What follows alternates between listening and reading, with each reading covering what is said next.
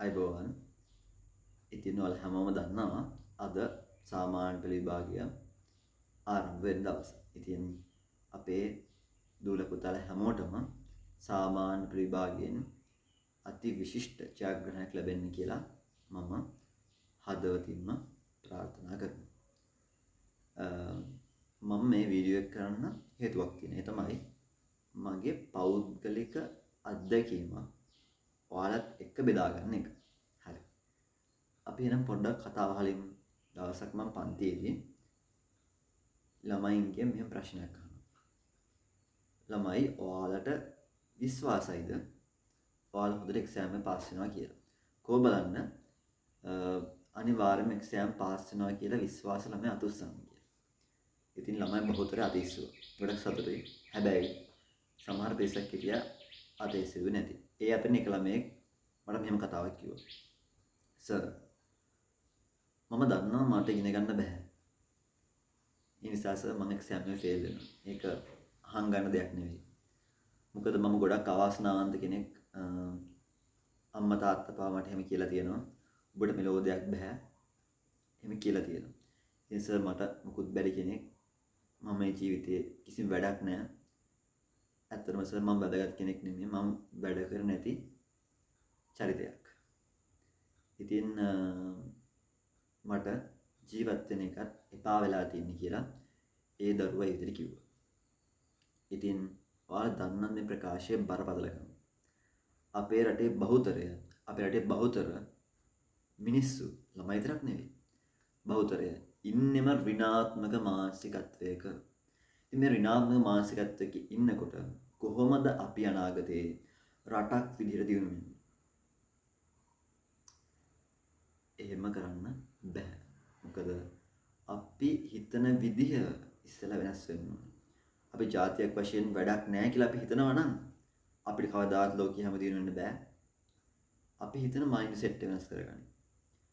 අපි ලෝක ශ්‍රේෂ්ඨ ජාතියක්. ඉතින් අද හැබැයි අපි හිතන්නේ අපිට වඩා පිටරට මිනිස්සු ශ්‍රේෂ්ඨයි. එයාලා තමයි හැමදේම දන්නේ. අපි මොකුත් දන්නේ නැහැ කියන අර ඍණාත්මක හීනමානය අපිට ඇති කරලා තියෙනවා.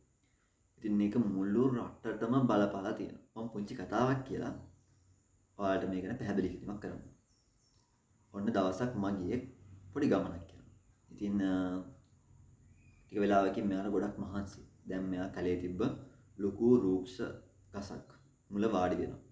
ලොකු විශාල ගහක් වාඩි වෙනවා. වාඩි වුණාට පස්සේ මහන්සියට මෙයාට ටිකක් වෙලා නිින්ද යනවා. මම නිදාගෙන මෙයා හැරුණාට පස්සේ මාර බඩගිනි. හිතන්නකෝ හරි ගමනක් ගිහිල්ලා ඉද්දි බඩගින්නක් එන්නේ නැද්ද? අනිවාර්යෙන් බඩගිනි හැදෙනව නේද? අපි කියන්නේ යකෙක් කන්න බඩගිනි කියලා. ඒක බඩගිනි.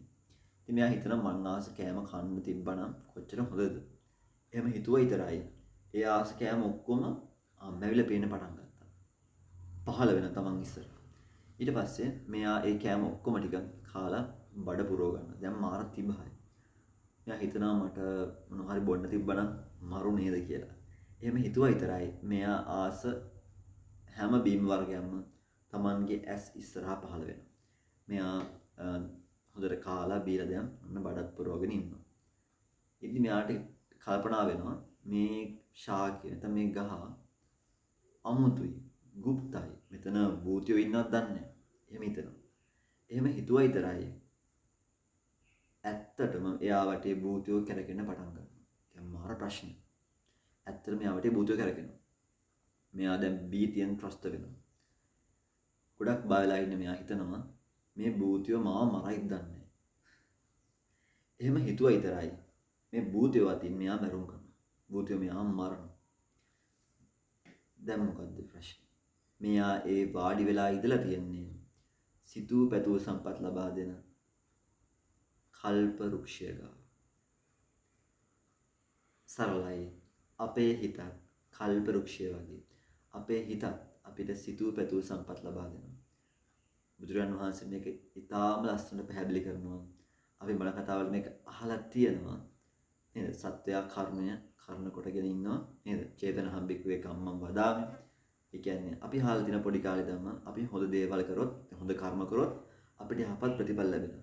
අපි අයහපත් කර්ම කරොත් අපිට අයහපත් ප්‍රතිඵල ලැබෙනවා. මේක අපි දන්න දෙයක්. මෙන්න මේ කතාවම වෙනස් ආකාරයක මනෝවිද්‍යාවේ law of attraction කියලා විග්‍රහ කරනවා. මම මේකෙන් ගැඹුරින් ඔයාලට පැහැදිලි කරන්නම්. දැන් සරලවම තේරුම ඔයාලට අවබෝධ කරලා දෙන්න තමයි මේ වීඩියෝ එක කළේ. මෙහෙමයි.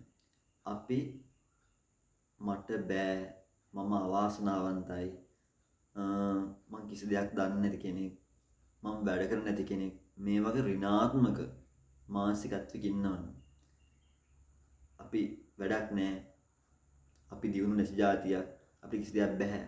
ඔහොම හිතනවා නම් මේ විශ්වයට අපි පිට කරන්නේ ඊටාම පහළ මට්ටමක කම්පන සංඛ්‍යාත. එහෙම නැත්නම් low vibration. ඊට පස්සේ විශ්වයෙන් අපිට ආකර්ෂණය වෙන්නේ ඊටාම පහළ මට්ටමේ කම්පන සංඛ්‍යාත. පැහැදිලිද මොනවද? අපි විශ්වයට දෙන්නේ මොනවද? ඊට සාපේක්ෂ ප්‍රතිඵලයක් අපිට විශ්වයෙන් ආකර්ෂණය වෙනවා. හිතන්නකෝ. උදාහරණයක්. අපි හිතනවා මම කිසිම වැඩ කරන්නේ නැති පරාජිතයෙක්. එහෙම හිතුවොත් අපිට ආකර්ෂණය වෙන්නේම පරාජය. ඔයාලා වැඩිපුර දුකින් ඉන්නවා නම් ඔයාලට ආකර්ෂණය වෙන්නම දුක.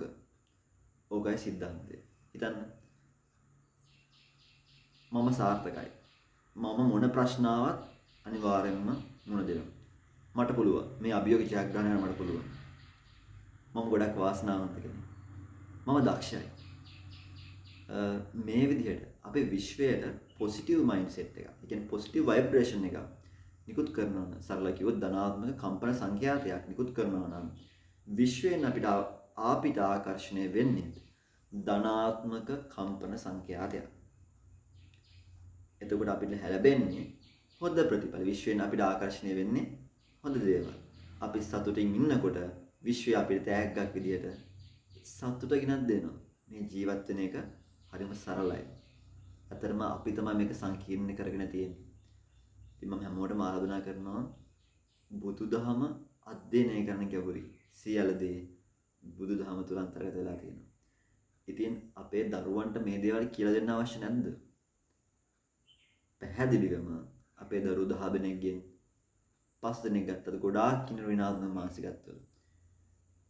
විෂය නිර්දේශ පොත් පිටින් කටපාඩම් කරන් ගියත් ආගේ මොලේ වැඩ කරන්නේ ඍණාත්මක දේවල් නම් කවදාවත් හොඳ ප්‍රතිඵලයක් ගන්න හම්බ වෙන්නේ නැහැ.